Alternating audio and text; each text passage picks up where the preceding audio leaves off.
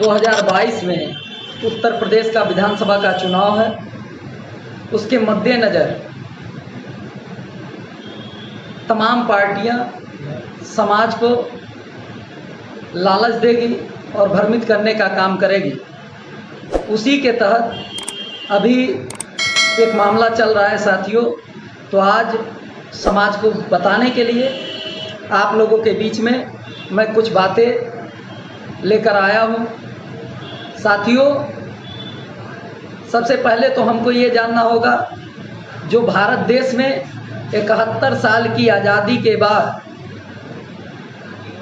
हमारे समाज को आरक्षण के नाम पर गुमराह किया जाता है और उसके बदौलत ना जाने कितने नेता अपनी राजनीति चमकाने का काम करते हैं, राजनीति चलाने का भी काम करते हैं। साथियों, अभी ये जानने की ज़रूरत है कि आखिर आरक्षण है क्या चीज़।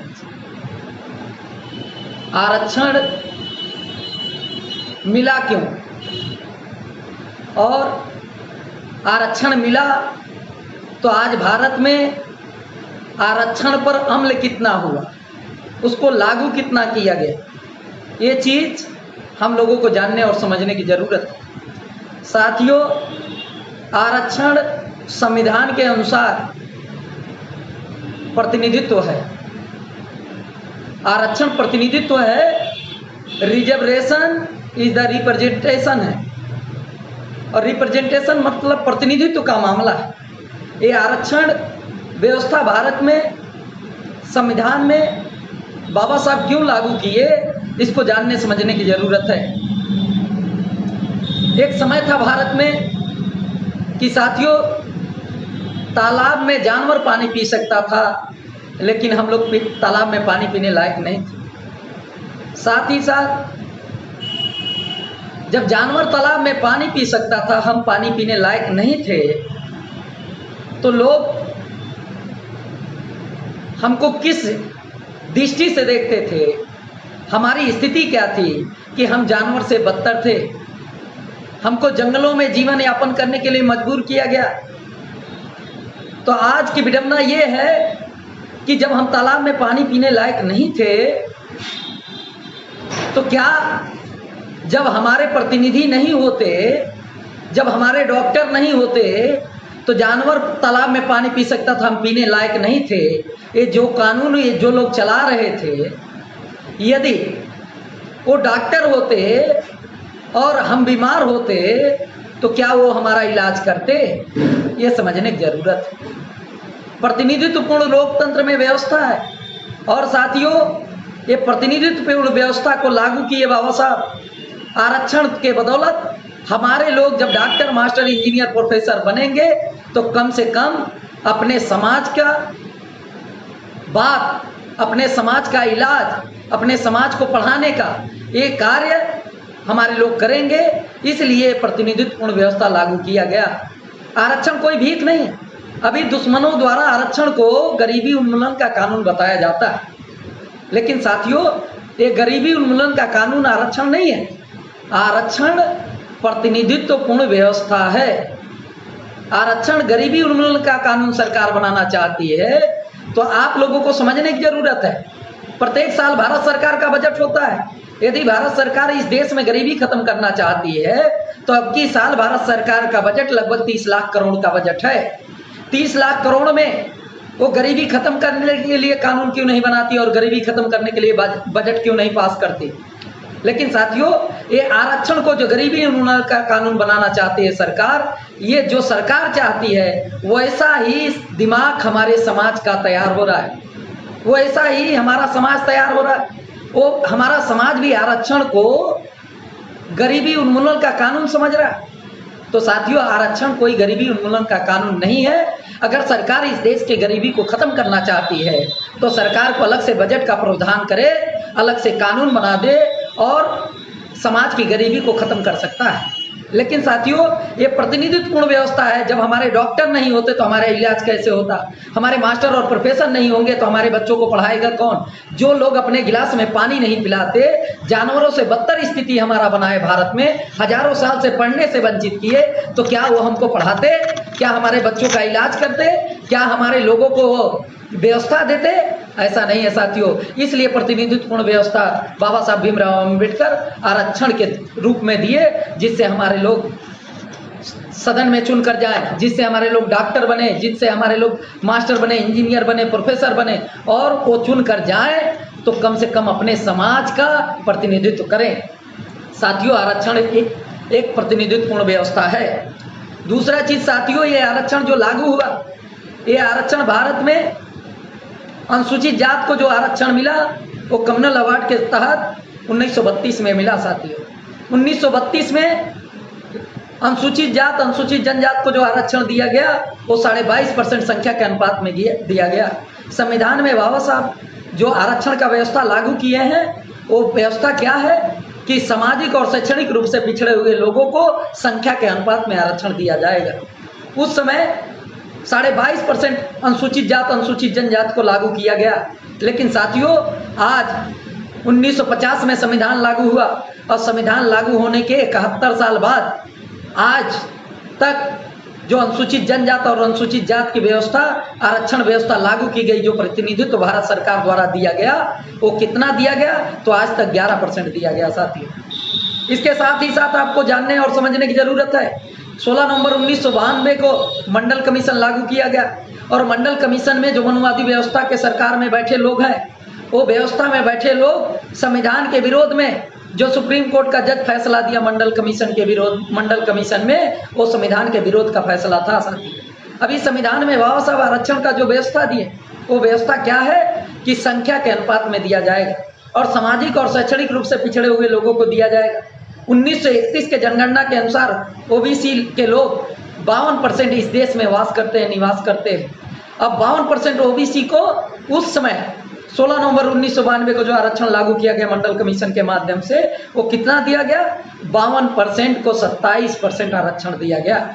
उस समय यही मनुवादी व्यवस्था के लोग उस समय ये लागू किए कि 50% से ज़्यादा आरक्षण लागू नहीं होगा।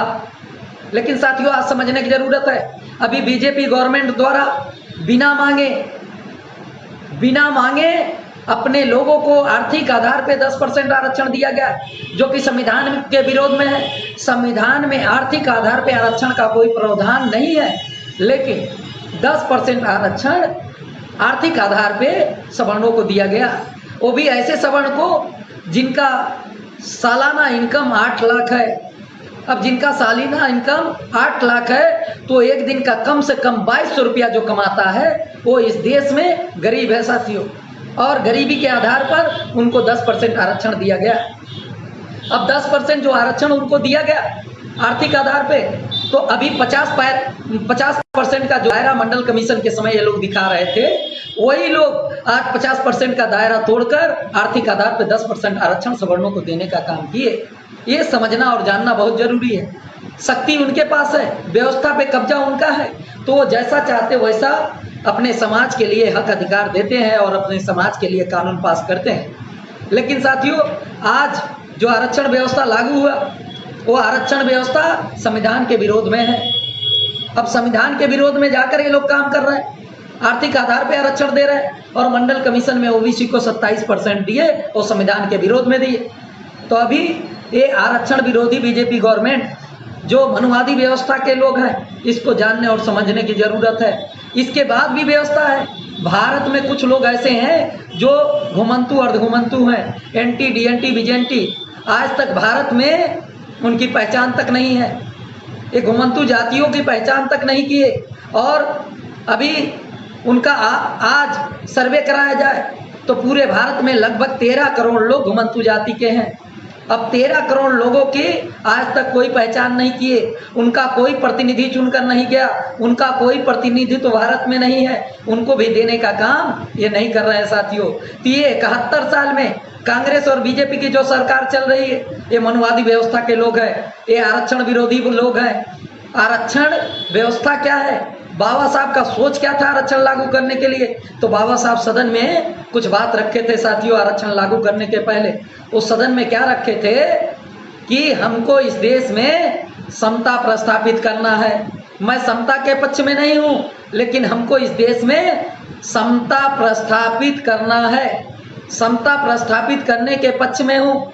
समता प्रस्थापित करने का साथियों मायने ये है कि मान लीजिए, उदाहरण सहित मैं समझाता हूँ, यदि 5 लोग बैठे हैं और 5 लोगों को हमको प्रत्येक आदमी के जेब में 2000 रुपये होने चाहिए, ये मैं अगर सोचूं तो सबसे पहले क्या करना होगा, उन 5 लोगों के जेब का मुआयना करना होगा, सर्वे करना होगा कि उनके जेब में कितना व्यवस्था है। हो सकता है किसी के जेब में 500 होगा, किसी के जेब में 1000 होगा, किसी के जेब में 1500 होगा, किसी के जेब में 200 होगा, किसी के जेब में नहीं होगा। तो साथियों, यदि 2000 रुपया सबको एक समान देना है, हमको करना है, तो जिसके जेब में 500 है उसको 1500 देना होगा। समता प्रस्थापित कैसे होगा, जिसके जेब में 500 उसको 1500 देना होगा, जिसके जेब में 1000 है उसको 1000 देना होगा, और जिसके जेब में कुछ नहीं उसको 2000 देना होगा, जिसके जेब में 200 है उसको 1800 देना होगा। तब जाकर 2000 करके सबको बराबर में वितरित होगा, तब समता प्रस्थापित होगा।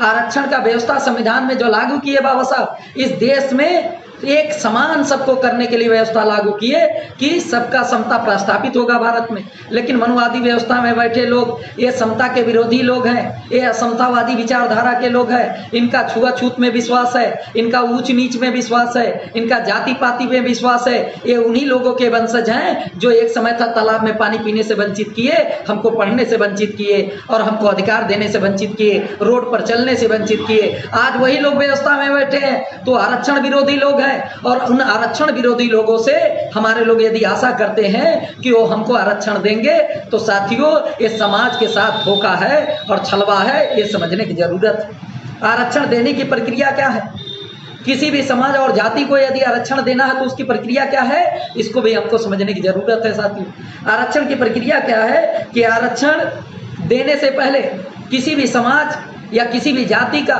उसका संवैधानिक पहचान होना चाहिए। बिना संवैधानिक पहचान को किसी के आरक्षण नहीं दी जा सकती। अब सामाजिक पहचान करने के लिए उनकी जात आधारित जनगणना करनी होगी, जात आधारित जनगणना करनी होगी, उनकी सामाजिक और शैक्षणिक स्थिति का पता लगाना होगा, और सामाजिक और शैक्षणिक स्थिति का पता लगाने के बाद सदन में प्रस्ताव लाना होगा। सदन में प्रस्ताव लाने के बाद लोकसभा और राज्यसभा में दोनों सदनों में 2/3 बहुमत से पास कराना होगा। उसके बाद राष्ट्रपति का सहमति लेना होगा, फिर जाके वो आरक्षण व्यवस्था लागू होगा। लेकिन साथियों, आज हमारे लोग भ्रमित करने का काम करते हैं। समय समय पर राजभर जाति से लेकर 17 MBC जातियों को ठगने का हमारे नेताओं ने काम किया। एक समय था मुलायम सिंह के सरकार में, जो राज्य सरकार नहीं कर सकती वो काम मुलायम सिंह सरकार में राज्य की सरकार ने किया। और क्या किए, आप निगाह उठाकर देखिए, आप लोगों को याद होगा, 17 MBC जातियों को अनुसूचित जात में डालने का काम किए, और 17 अनुसूचित जातियों को जब अनुसूचित जात में डालने का, MBC जातियों को अनुसूचित जात में डालने का काम किए, तो क्या हुआ, उनको न SC का आरक्षण मिला न OBC का आरक्षण मिला, दोनों तरफ से बात हो गए साथियों। अभी ये भ्रम में रहने की जरूरत नहीं है। आरक्षण का जो प्रक्रिया है वो लागू कैसे होता है ये समझने की जरूरत है। तो आरक्षण लागू करने के लिए दोनों सदनों में प्रस्ताव पहले होगा, प्रस्ताव के बाद उनका पहचान और सामाजिक शैक्षणिक स्थिति का पहचान होगा। उसके बाद 2/3 बहुमत से दोनों सदनों में पास किया जाएगा, और राष्ट्रपति की सहमति के बाद आरक्षण लागू होगा। लेकिन साथियों, समय समय पर तमाम नेताओं ने हम लोगों को भ्रमित करने का काम किए हैं। ठीक उसी प्रकार आज राजभर जाति को भी भ्रमित करने का काम चल रहा है साथियों। राजभर जाति की आज स्थिति क्या है, तो राजभर जाति की स्थिति आरक्षण पर अगर देखा जाए तो राजभर जाति की व्यवस्था जो है, इनकी पहचान पूरे भारत में एक नहीं है। अभी दुश्मनों द्वारा, ये मनुवादी व्यवस्था में बैठे लोग, किसी भी जाति के भारत में एक पहचान नहीं है। किसी भी जाति का पहचान अलग अलग राज्यों में अलग अलग पहचान है। वैसे ही जैसा मनुवादी व्यवस्था के लोग चाहते हैं, वैसे ही भर राजभर की पहचान पूरे देश में एक जाति के नाम पर पहचान नहीं है साथियों। आज जो राजभर जाति के नेता और सामाजिक नेता सभी लोग जो लड़ाई लड़ रहे हैं, वो 4 तरह की आरक्षण की लड़ाई चल रही है। वो 4 तरह के आरक्षण की लड़ाई क्या है, तो सबसे पहले आज से 25-30 साल पहले अखिल भारतीय राजभर संगठन बनाया गया साथियों। उस समय हमारे लोगों का सोच था कि हमारे जाति को अनुसूचित जनजाति में शामिल किया जाए, अनुसूचित जात में शामिल किया जाए। अब अनुसूचित जात में शामिल करने के लिए हमारे लोगों ने अपनी लड़ाई अखिल भारतीय राजभर संगठन के माध्यम से शुरू की। लेकिन अखिल भारतीय राजभर संगठन के माध्यम से तमाम लोग मंत्री और विधायक और कैबिनेट मंत्री तक बने, यहाँ तक कि अखिल भारतीय राजभर संगठन के बदौलत विधानसभा अध्यक्ष तक बने। लेकिन साथियों, अनुसूचित जात की जो लड़ाई थी वो लड़ाई वहीं की वहीं रह गई और हमारे समाज को अनुसूचित जात में शामिल नहीं करा पाए ये लोग। यहाँ तक कि 25 से 30 साल में जब कामयाब हुए हमारे नेता, तब उनको राजभर जाति की सामाजिक और शैक्षणिक स्थिति का मुआयना भी नहीं कराए, सर्वे तक नहीं कराए, आरक्षण के प्रति जागरूक भी नहीं किए, अधिकार के प्रति जागरूक भी नहीं किए। लेकिन आज 25 साल बाद हमारे उन नेताओं को आरक्षण की व्यवस्था याद आ रही है, अपने समाज के आरक्षण के लिए प्रस्ताव रख रहे हैं। वो भी उन लोगों से प्रस्ताव रख रहे हैं जो आरक्षण विरोधी सरकार है, जो हमारे समाज का समय समय पर इस्तेमाल किए। ये 71 साल की आज़ादी में संविधान लागू हुआ, 71 साल हो गए। 71 साल में कांग्रेस और बीजेपी की सरकार रही और दोनों लोग मिलकर हमारे लोगों को वोटों की राजनीति किए, लेकिन हमको हक अधिकार देने का काम आज तक नहीं किए। साथियों, उन लोगों से, उन मनुवादी व्यवस्था के लोगों से हमारे लोग आरक्षण का प्रस्ताव रख रहे हैं। आपको समझने और जानने की जरूरत है, ये प्रस्ताव जो बीजेपी गवर्नमेंट के सामने ये लोग रख रहे हैं। तो साथियों, अभी तत्काल का घटना आपको जानना होगा। अगर बीजेपी गवर्नमेंट को देना था तो ओम प्रकाश राजभर जी, माननीय ओम प्रकाश राजभर जी, उनके साथ गठबंधन करके राजभरों का वोट बीजेपी को ट्रांसफर कराए और पूर्ण बहुमत की सरकार बीजेपी बनी। लेकिन माननीय ओम प्रकाश राजभर जी का सिर्फ इतना निवेदन था सरकार से कि सामाजिक न्याय समिति का रिपोर्ट लागू करो। लेकिन साथियों, क्या बीजेपी के लोग लागू किए? नहीं लागू किए। और माननीय ओम प्रकाश राजभर जी जब अधिकार का बात किए तो ये इस्तेमाल करने वाले लोग हैं, ये मनवादी व्यवस्था के लोग हैं। वही लोग क्या किए जो एक समय ओम प्रकाश राजभर को हाथ पर लेकर घुमाते रहे और उनका गुणगान किए, वही लोग उनको बेदखल करने का काम किए, पिछवाड़े पे लात मारकर बाहर निकालने का काम किए। लेकिन साथियों, यह जानना और समझना होगा, आज ठीक ओम प्रकाश का उदाहरण है, तत्काल का उदाहरण है। दूसरा एक उदाहरण बता रहा हूँ, यही बीजेपी गवर्नमेंट द्वारा जो नीट का एग्जाम 12 सितंबर 2021 को होने जा रहा, उस नीट के एग्जाम में 15% जो आरक्षण लागू हुआ केंद्रीय गवर्नमेंट द्वारा, केंद्रीय कोटा से, उस 15% में राज्य के मेडिकल कॉलेज में वो 15% में 27% ओबीसी का आरक्षण होगा। लेकिन 2017 से 2021 4 साल हो गए नीट लागू हुए, लेकिन इस 4 साल में 11,027 ओबीसी के डॉक्टर बनते। लेकिन साथियों, 15% में 27% जो ओबीसी का आरक्षण है वो बीजेपी गवर्नमेंट द्वारा नहीं लागू किया जा रहा है। तो जो आरक्षण विरोधी, अभी तत्काल का घटना बता रहे हैं, 12 सितंबर 2021 को एग्जाम होने जा रहा है, उस नीट में ओबीसी का जो 27% आरक्षण है उसको नील कर दिया गया, जीरो कर दिया गया। तो जो आरक्षण विरोधी सरकार है वो इतना घात कर रही है, तो उनसे हम आरक्षण की आशा करें? अभी बीजेपी गवर्नमेंट द्वारा जिससे हमारे लोग आरक्षण का प्रस्ताव रख रहे हैं, वही बीजेपी गवर्नमेंट, आपको जानने और समझने की जरूरत है कि जितने आरक्षण लेने का व्यवस्था जो है, वो आरक्षण आपको मिलेगा कहाँ? वो सरकारी संस्थानों में मिलेगा और पब्लिक सेक्टर में मिलेगा। लेकिन साथियों, ये बीजेपी गवर्नमेंट द्वारा नरेंद्र मोदी की सरकार जब से बनी है तब से लगातार जितने सरकारी संस्थान हैं वो नरेंद्र मोदी बेचने का काम कर रहा है। वो बेच रहा है, और कैसे बेच रहा है तो निगाह उठा कर देखिए, एयरपोर्ट बेच दिया गया, रेलवे विभाग बेचा जा रहा है, LIC बेचा गया, BPCL बेचा गया। जब सारे सरकारी संस्थान और पब्लिक सेक्टर बेचने का काम कर रहे हैं निजी हाथों में, तो साथियों जब बिक जाएगा तो निजी क्षेत्रों में क्या आरक्षण लागू होगा? ये समझने की जरूरत है। निजी क्षेत्रों में आरक्षण लागू होने वाला नहीं है। जब निजी क्षेत्र का मालिक होगा तो जैसा मालिक होगा वो जिसको चाहेगा उसको अपने यहाँ रखेगा, जिसको नहीं चाहेगा उसको रखने की जरूरत वो महसूस नहीं करेगा तो उनको नहीं भी रखेगा। ये समझने की जरूरत है। और उन्हीं बीजेपी के लोगों से हमारे लोग आशा कर रहे हैं कि हमारे लोगों को आरक्षण मिलेगा, आरक्षण की लड़ाई लड़ रहे हैं। लेकिन साथियों, अभी ये आरक्षण की लड़ाई 4 तरह की लड़ाई है। पहली लड़ाई अभी जो बताया अखिल भारतीय राजभर संगठन के द्वारा लड़ा गया कि हमको अनुसूचित जनजाति में शामिल किया जाए, वो लड़ाई 25 साल तक चला, 25-30 साल में, और आज अनुसूचित जाति में हम शामिल नहीं हुए। कारण ये है कि हमारे लोग उस समय जो लड़ाई लड़े वो गलत था, आज इनको समझ में आया। अनुसूचित जाति में नहीं तो अब तक 25 से 30 साल जो लड़ाई लड़े, आरक्षण मांगने से नहीं मिलेगा, भीख मांगने से भीख मिलता है। आरक्षण के लिए संघर्ष करना होगा, और संघर्ष के लिए शक्ति का निर्माण करना होगा, और शक्ति निर्माण के लिए संगठित होना होगा, और संगठित करने के लिए समाज की जागृति करनी होगी। लेकिन हमारे समाज के नेता अभी समाज को कभी भी जागृति करने का काम नहीं किए, समाज को जगाने का काम नहीं किए। क्यों? क्योंकि समाज को जगाएंगे तो जब समाज जागृत हो जाएगा तो समझेगा, सही और गलत का आकलन करेगा। इसलिए हमारे समाज के लोग अपने समाज को जगाने का काम नहीं किए। लेकिन आज आरक्षण का जो मामला है उसमें समझना होगा, पहला आरक्षण की लड़ाई जो हमारे लोग छेड़े वो अनुसूचित जाति का है। दूसरी आरक्षण की लड़ाई अभी लड़ी जा रही है हमारे नेताओं द्वारा, वो क्या है? सामाजिक न्याय समिति का रिपोर्ट लागू हो और वर्गीकरण किया जाए, वर्गीकरण में हमारे लोगों को अधिकार दिया जाए। ये दूसरी लड़ाई है। तीसरी लड़ाई है कि अंग्रेजों के ज़माने में हमारे ऊपर क्रिमिनल एक्ट लागू था, और 31 अगस्त 1952 को एक क्रिमिनल एक्ट हमारे ऊपर से हटाया गया। जब क्रिमिनल एक्ट हमारे ऊपर से हटाया गया तो हमको विकास की मुख्य धारा से जोड़ने के लिए, हमारे समाज को प्रतिनिधित्व देने के लिए, हमारे जाति को प्रतिनिधित्व देने के लिए विमुक्त जाति का सर्टिफिकेट जारी किया गया। वो विमुक्त जाति का सर्टिफिकेट आज भी किसी किसी राज्य में कहीं लागू है, कहीं नहीं लागू है।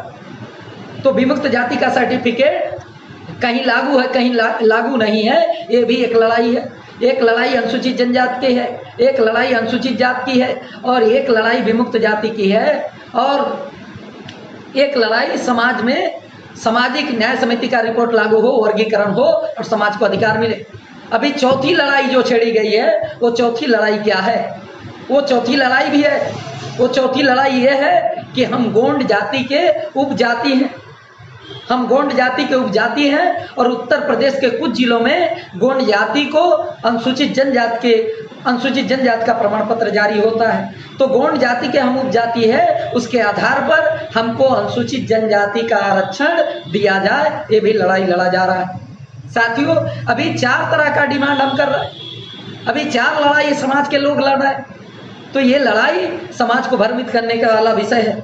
अभी समाज को भ्रमित करने वाला विषय जो है, इन चारों लड़ाई में समाज कौन सी लड़ाई लड़े, ये समझने की ज़रूरत है, ये जानने की ज़रूरत है।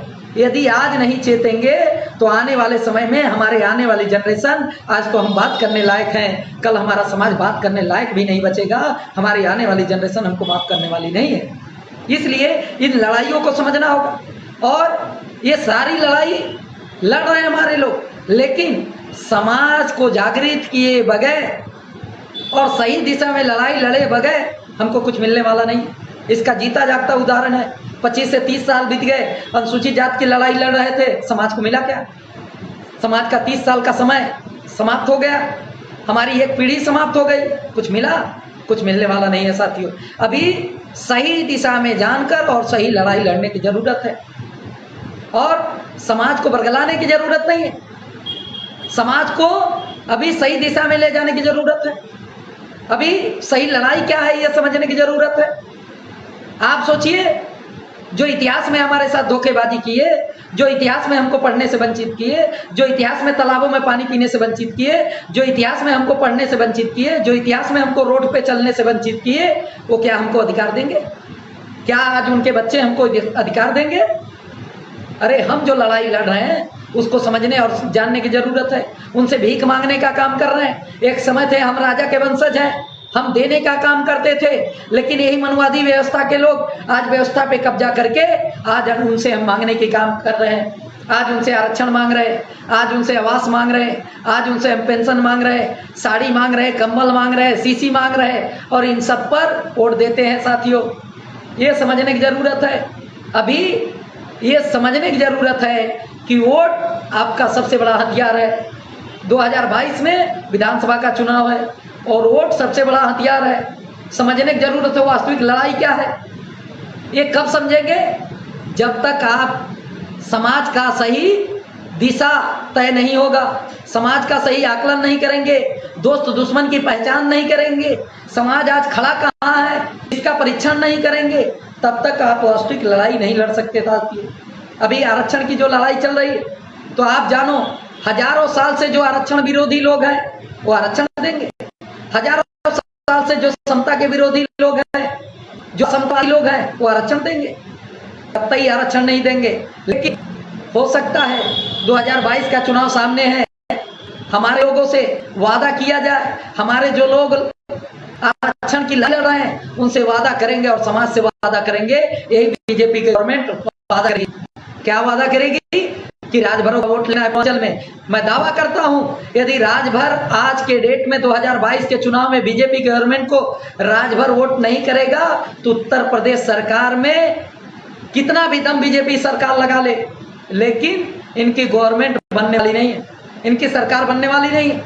इसलिए हो सकता है ये वादा करे, क्या वादा करे कि अब की बार 2022 में हमारी सरकार बनाओ और हम आपको अनुसूचित जनजाति में शामिल करेंगे। लेकिन साथियों, अनुसूचित जनजाति में जो शामिल करने का मामला है, हो सकता है इनलीगल वे में, लीगल नहीं इनलीगल वे में ये आपको अनुसूचित जनजाति का आरक्षण लागू कर देते हैं आपके वोटों को हथियाने के लिए। लेकिन इसके बाद भी क्या होगा ये जानने और समझने की जरूरत है। इसके बाद लोग कोर्ट में जाएंगे और कोर्ट में जाने के बाद वो मुकदमा चलेगा और पेंडिंग में हो जाएंगे। इस प्रकार हमारे आरक्षण को कोर्ट में पेंडिंग करके रखेंगे और हमारे समाज को अधिकार वंचित करेंगे। जो आज तक अधिकार नहीं दिए, आप देखिए मंडल कमीशन के समय 52% ओबीसी को 27% आरक्षण देने के काम किए और 27% आरक्षण जो दिए आज लागू कितना किए, आज लागू जो किए आप निगाह उठा कर देखिए मात्र 4.9% यानी लगभग 5% आरक्षण लागू किए। यानी 1992 से आज 21 चल रहा है, 27-28 साल में, और 27-28 साल में आपको लागू कितना किए 5%। अगर 28 साल में 27% ओबीसी का जो आरक्षण है उसमें 5% लागू किए तो हम कह रहे हैं 27% लागू करने के लिए इनको कई 27 साल लगेंगे, लेकिन ये लागू करने वाले नहीं है। बाबा साहब भीमराव अंबेडकर संविधान देते समय सारे मूल्यवासी बहुजन समाज को अधिकार दिए और उस अधिकार के बदौलत आज मैं बोल रहा हूँ, आपकी जागृति कर रहा हूँ। तो साथियों, ये जानने और समझने की जरूरत है, ये आरक्षण व्यवस्था बाबा साहब का ये सोच था कि सबको हक अधिकार मिले, सबके लोग प्रतिनिधि चुनकर जाएं और सभी लोग समाज में जाकर समाज की लड़ाई लड़े। लेकिन साथियों, हो सकता है बीजेपी गवर्नमेंट आपको अधिकार दे, नहीं भी दे सकती है, लेकिन एक काम जरूर कर सकती है। इस लड़ाई को लड़ने वाले नेताओं को, जो समाज को बरगलाने और भ्रमित करने का काम कर रहे हैं, जो प्रस्ताव रख रहे हैं, हो सकता है उनके बेटा को, उनके परिवार को, अन्य सदस्य को एमएलसी बना सकते हैं, एमएलसी बनाने का काम करेंगे और उनको विधानसभा का टिकट देने का काम करेंगे और उनको यहाँ तक पोजीशन देने का काम करेंगे, लेकिन पावर देने का काम नहीं करेंगे। और हमारे नेता भी इसी आशा और लालसा में जीते हैं कि हमको पोजीशन मिल जाए, चाहे अधिकार मिले चाहे ना मिले, हमारे समाज का अधिकार मिले चाहे ना मिले, लेकिन उनको पोजीशन मिलना चाहिए। पोजीशन मिलेगा तो पोजीशन में पावर नहीं रहेगा तो साथियों कुछ होने वाला नहीं है। इसका उदाहरण है, अभी बीजेपी गवर्नमेंट द्वारा अनुप्रिया पटेल को केंद्रीय मंत्री बनाया गया था, अभी दोबारा बनाया गया, लेकिन इसके पहले जब केंद्रीय मंत्री बनाया गया था तो अनुप्रिया पटेल का एक बयान आया था कि मेरा निजी सचिव मेरी बात नहीं सुनता।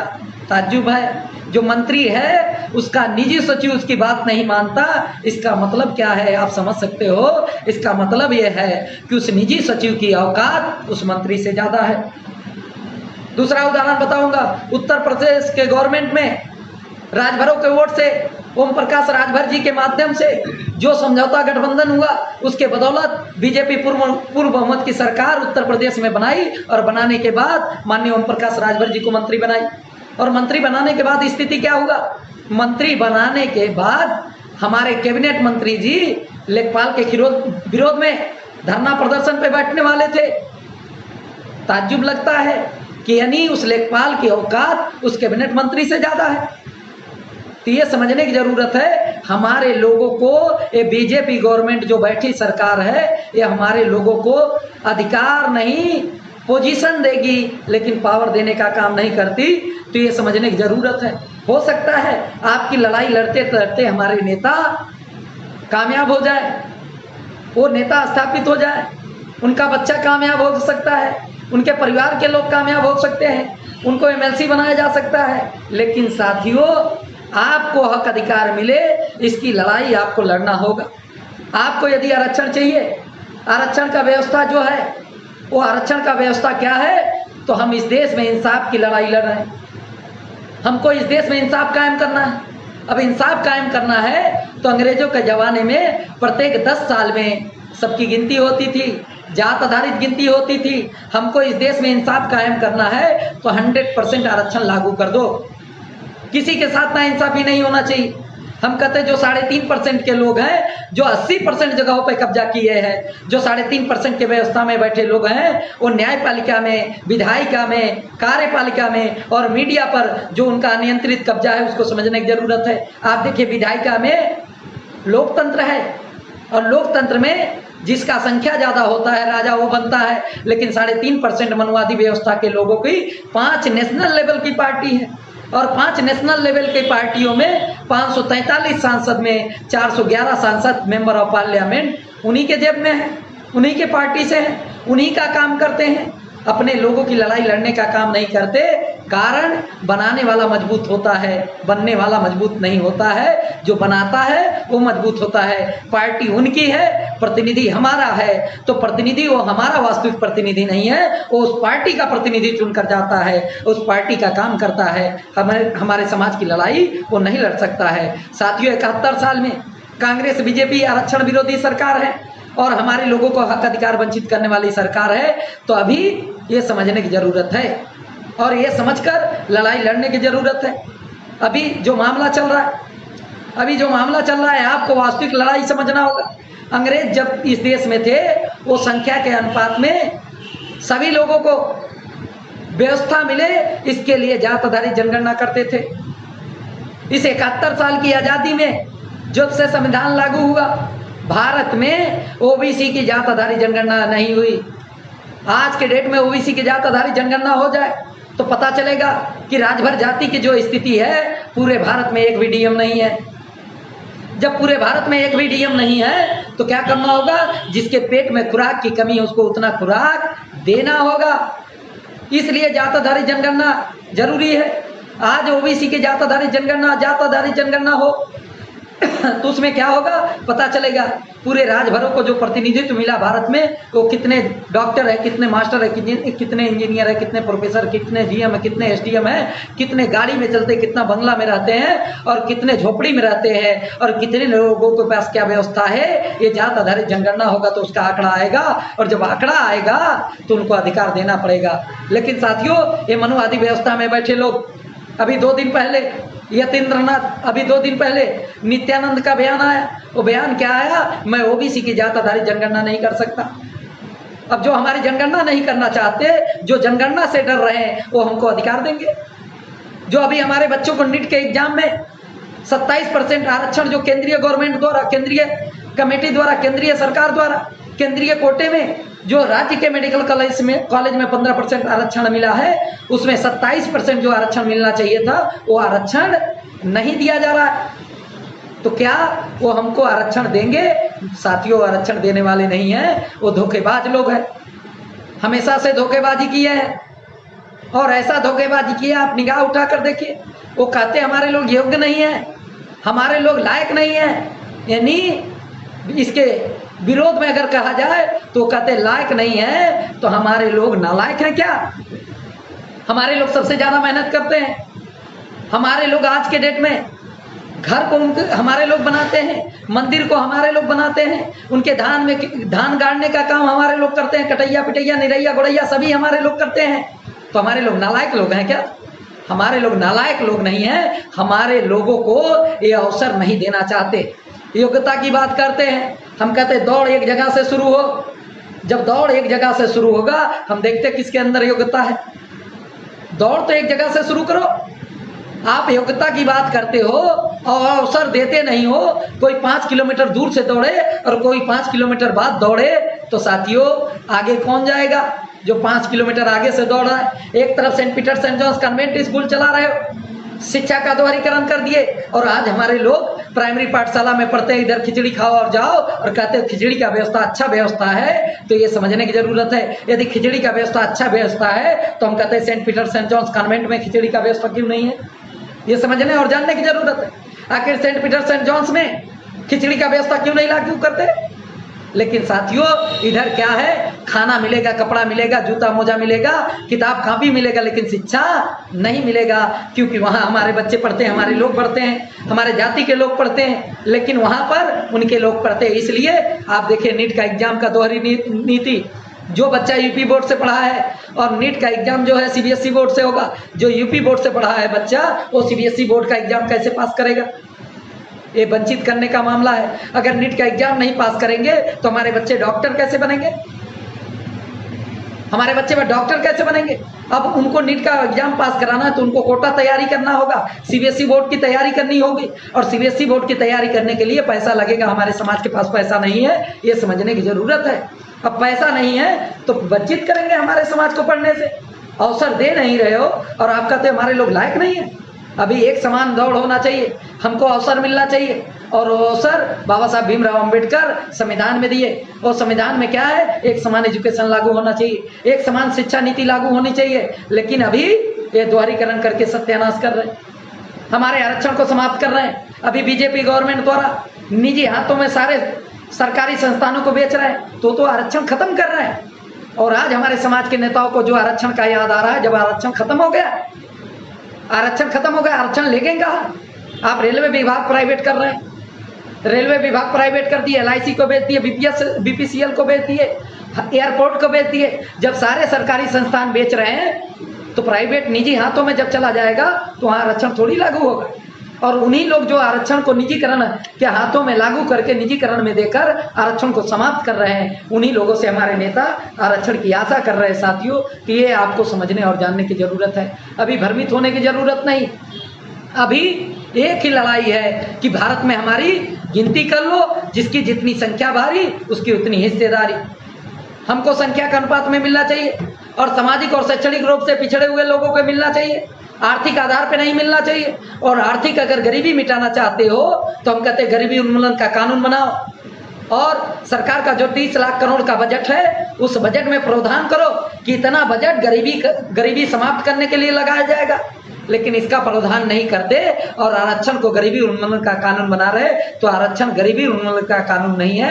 आरक्षण लोकतंत्र में प्रतिनिधित्वपूर्ण व्यवस्था लागू हो, इसके लिए आरक्षण का व्यवस्था है। साथियों जब हमारे डॉक्टर होंगे तो हमारे लोगों का प्रतिनिधित्व करेंगे, जब हमारे सांसद होंगे तो हमारे लोगों का प्रतिनिधित्व करेंगे, जब हमारे इंजीनियर होंगे तो हमारे लोगों का प्रतिनिधित्व करेंगे, जब हमारे मास्टर होंगे तो हमारे लोगों को पढ़ाने का काम करेंगे, जब हमारे लोग प्रोफेसर होंगे तो हमारे लोगों को पढ़ाने का काम करेंगे, जब हमारे लोग अधिकारी बनेंगे तो अपने लोगों की बात को सुनने का काम करेंगे। क्यों? क्योंकि एक समय था साथियों जब हमको तालाब में पानी पीने से वंचित किया गया। तो आप सोचिए यदि आज के डेट में हमारे डॉक्टर नहीं होंगे, हमारे इंजीनियर नहीं होंगे, हमारे प्रोफेसर नहीं होंगे, हमारे मास्टर नहीं होंगे, तो क्या वो लोग तालाब में पानी नहीं पीने दिए तो क्या हमारे बच्चों का इलाज करेंगे? उनके डॉक्टर हो जाए हमारे बच्चों का इलाज करेंगे, उनके इंजीनियर हो जाए तो हमारे लोगों के लिए काम करेंगे, उनका अगर मास्टर हो जाए तो हमारे बच्चों को पढ़ाने का काम करेंगे, उनके प्रोफेसर हो जाए तो हमारे बच्चों का पढ़ाने का काम करेंगे। तो साथियों ये भ्रम है, हमारे लोगों को पढ़ाने का काम नहीं करेंगे, हमारे लोगों का प्रतिनिधित्व नहीं करेंगे। तो साथियों अभी समझने की जरूरत है, और आपको एक ही लड़ाई लड़ना होगा कि हमारी जात आधारित जनगणना करो और संख्या के अनुपात में हमको भी आरक्षण देने का काम करो, और संख्या के अनुपात में हमको आरक्षण देने का काम करो, संख्या के अनुपात में हमको प्रतिनिधित्व देने का काम करो। ये लड़ाई आज के डेट में लड़नी होगी, और इसके लिए समाज को जागृत करना होगा। और ये जिम्मेदारी समाज के पढ़े लिखे इंटेलेक्चुअल लोगों की जिम्मेदारी है, जो समाज के प्रति जो पढ़े लिखे लोग हैं, जो ईमानदार हैं, जो समाज के ईमानदार लोग हैं, जो समाज में समझदार लोग हैं, जो पढ़े लिखे लोग हैं, इनकी नैतिक जिम्मेदारी है कि समाज को सही दिशा में जागृत करके ले जाने की ज़रूरत है, और सही लड़ाई लड़ने की ज़रूरत है। नहीं तो साथियों अनुसूचित जाति की लड़ाई जो हम लोग शुरू किए, 30 साल समाज का बर्बाद हो गया और एक पीढ़ी बर्बाद हो गई। तो आने वाले समय में यदि हम गलत लड़ाई लड़ेंगे, गलत लोगों का साथ देंगे, तो वो तो बन जाएंगे साथियों वो तो बन जाएंगे, लेकिन हमारा समाज वहीं का वहीं खड़ा रहेगा। तभी एक लड़ाई आप लोगों को लड़नी चाहिए। वो लड़ाई है कि हमारी गिनती करो और संख्या के अनुपात में हमको आरक्षण की व्यवस्था लागू करो। हमारा भी प्रतिनिधित्व होना चाहिए, हमारा भी प्रतिनिधि चुनकर जाना चाहिए, हमारा भी डीएम एसडीएम होना चाहिए, हमारा भी डॉक्टर प्रोफेसर इंजीनियर होना चाहिए, हमारा भी मास्टर होना चाहिए, ताकि हमारे समाज का भला हो सके, हमारे लोगों की बात को उठा सके। इसके लिए ये लड़ाई आप लोगों को लड़ना चाहिए। अभी बहुजन मुक्ति पार्टी जो लड़ाई लड़ रही है साथियों, जितनी बातें मैं कहा हूँ, इन सारी बातों को 100 रुपये के स्टंप पे मुहर मारकर हम दे रहे हैं, क्योंकि ये लड़ाई समाज की लड़ाई है। और ये जागृति इसलिए कर रहा हूँ कि साथियों, आपको जानना और समझना होगा। किसी के घर में चोरी करने के लिए नहीं, किसी घर में चोरी करना है तो लोगों को जगाकर चोरी नहीं किया जा सकता। तो साथियों, ये चोरी करने का मामला मेरा नहीं है, समाज को सही दिशा में ले जाने का मामला है, समाज की सही लड़ाई लड़ने का मामला है। तो अभी सही लड़ाई ये है कि संख्या के अनुपात में आपको तभी मिलेगा साथियों, जब आप अपनी गिनती कराओगे, अपनी संवैधानिक पहचान बनाओगे, और संवैधानिक पहचान बनाकर ऐसे प्रतिनिधि को चुनना होगा जो आपकी लड़ाई रोड से लेके संसद भवन तक और विधानसभा के भवन तक लड़ने का काम करेगा। ऐसे प्रतिनिधि को चुनकर भेजना होगा, तभी आपका हक अधिकार सुरक्षित रहेगा। आपके हक अधिकार की लड़ाई लड़ने वाले लोगों को चुनना होगा, और किसी भी संगठन के भ्रमित जाल में आने की जरूरत नहीं है। अभी आपको समझना होगा कि कौन सा ऐसा संगठन है, आपको तर्क करना होगा कौन सा ऐसा संगठन है जो आपके हक अधिकार की लड़ाई डंके के चोट पर लड़ रहा है और मंच लगाकर आपको जागृत कर रहा है। क्योंकि चोरी करेगा तो साथियों जगाकर चोरी नहीं किया जा सकता। तो अभी हम समाज की जागृति कर रहे हैं और ये लड़ाई हम लड़ रहे हैं। जिसकी जितनी संख्या भारी उसकी इतनी हिस्सेदारी, सबकी गिनती हो जाए, और गिनती के बाद संख्या के अनुपात में सबको दिया जाए। जो 3.5% वो 3.5% ले ले, जो 5.5% वो 5.5% ले ले, जो 6% वो 6% ले ले, और जो 85% का संख्या है सबकी जात आधारित जनगणना हो जाए। उनकी जितनी संख्या है, अगर पूरे भारत में राज्यभरों की संख्या अगर 2% संख्या के अनुपात में मिल जाए तो वही साथियों कम नहीं है। तो हमारी गिनती पूरे भारत में होनी चाहिए और पूरे भारत में एक पहचान होनी चाहिए। ऐसा हम लोग करेंगे, लेकिन इसके लिए लड़ाई लड़ी जानी चाहिए। और समाज के इंटेलेक्चुअल, पढ़े लिखे, समझदार, ईमानदार और पढ़े लिखे लोगों की नैतिक जिम्मेदारी है कि समाज को जागृत करे और सही लड़ाई लड़ने के लिए तैयार करे, और जागृत करके संगठित करे, और संगठित करके संघर्ष करने के लिए तैयार करे। और जब इस देश में संघर्ष होगा तभी आपको अधिकार मिलेगा साथियों। भीख मांगने से भीख मिलता है, अधिकार मांगने से नहीं मिलता साथियों। इतिहास उठाकर देख लीजिए। अधिकार लेने के लिए आपको लड़ना होगा, और लड़ने के लिए मैं जितेंद्र राजभर आपकी लड़ाई लड़ने के लिए तैयार हूँ। और पूरे समाज की लड़ाई आज के डेट में यदि कोई लड़ रहा है तो लड़ाई बहुजन मुक्ति पार्टी 100 रुपये के स्टंप पे लिख कर दे रही साथियों। ये लड़ाई अब की बार आर पार की लड़ाई है। हम इस देश में इंसाफ कायम करना चाहते हैं, और आप लोगों से निवेदन है कि आप कोई भी लड़ाई अगर आपके बीच में आता है तो उसके विषय में आपको तुरंत समर्थन देने की ज़रूरत नहीं, उसमें तर्क करिए क्या सही है क्या गलत है। आपको भ्रमित होने की ज़रूरत नहीं। जो आपकी सही लड़ाई लड़ता है उसके साथ आपको आना चाहिए, उस लड़ाई में सहयोग करना चाहिए, और आप लोग ऐसा सहयोग करेंगे। इस लड़ाई में सहयोग करने के साथ साथ आप लोगों से एक निवेदन आज के दिन में और करना चाहता हूँ कि राष्ट्रीय पिछड़ा वर्ग मोर्चा, जो अभी हमारे भाई 2017 से नीट के एग्जाम में हमारा आरक्षण, ओबीसी का आरक्षण समाप्त किया गया, वो आरक्षण लागू कराने के लिए आज के डेट में मात्र 4 साल में 11,027 ओबीसी के डॉक्टर बनने से वंचित रह गए। जो हमारा भाई भी डॉक्टर बन सकता था, लेकिन आरक्षण ना होने के वजह से 11,027 लोग ओबीसी के डॉक्टर नहीं बन पाए। तभी राष्ट्रीय पिछड़ा वर्ग मोर्चा ये लड़ाई पूरे भारत में नीट के एग्जाम में 27% जो केंद्रीय कोटा है 15%, उसमें 27% ओबीसी के लिए आरक्षण का प्रावधान किया जाए। ये लड़ाई और नीट का एग्जाम जैसे यूपी बोर्ड के जो बच्चे हैं वो यूपी बोर्ड पे आधारित हो, और जो मध्य प्रदेश का बोर्ड है मध्य प्रदेश का लागू, जो बंगाल बोर्ड का है बंगाल बोर्ड पर आधारित ऐसा एग्जाम होना चाहिए। और ऐसी लड़ाई अभी राष्ट्रीय पिछड़ा वर्ग मोर्चा घोषित किया है और उस घोषित में 3 चरणों का आंदोलन है, जो 1 चरण बीत गया है और 2 चरण बाकी है। 26 तारीख को अंबेडकर नगर के कलेक्ट्रेट पर राष्ट्रीय पिछड़ा वर्ग मोर्चा द्वारा जो आंदोलन धरना प्रदर्शन किया जा रहा है, उस 26 तारीख के आंदोलन में मैं बहुजन मुक्ति पार्टी के सभी कार्यकर्ता, अपने शुभचिंतकों और स्वजातीय बंधुओं से मैं निवेदन करूंगा कि उस धरना प्रदर्शन में आप लोग शामिल रहिए। और साथ ही साथ दूसरा निवेदन ये करूंगा कि धरना प्रदर्शन के साथ साथ 3 अगस्त को पुरानी तहसील तिराहे से कलेक्ट्रेट अकबरपुर तक, कलेक्ट्रेट अंबेडकर नगर अकबरपुर में पुरानी तहसील तिराहे से 3 अगस्त को रैली प्रदर्शन है। उस रैली प्रदर्शन में राष्ट्रीय पिछड़ा वर्ग मोर्चा में आप लोग शामिल होंगे और शामिल होकर अपने आने वाले भविष्य के, अपने आने वाले जनरेशन को की लड़ाई को कामयाब करेंगे। और साथ ही साथ अभी जो लड़ाई लड़ी जा रही है, ये आरक्षण की लड़ाई, ये लंबी प्रक्रिया है और लंबी प्रक्रिया में जो लड़ाई लड़ी जाएगी, अगर सही दिशा में लड़ी जाएगी तो दशा बदल जाएगी साथियों। अगर दिशा गड़बड़ लड़ाई लड़ी जाएगी, अगर दिशा गलत है तो हमारी जो दशा बनी है वो भी बिगड़ जाएगी साथियों। तो अभी इस लड़ाई में आप लोग हमारा सहयोग करेंगे, साथ सहयोग करेंगे, इसी आशा और विश्वास के साथ मैं अपनी बात को विराम दे रहा हूँ। आप लोग मुझको सुने, इसके लिए आभार, धन्यवाद। जय भीम, जय भारत, जय मूल निवासी, जय सुरेंद्र, धन्यवाद।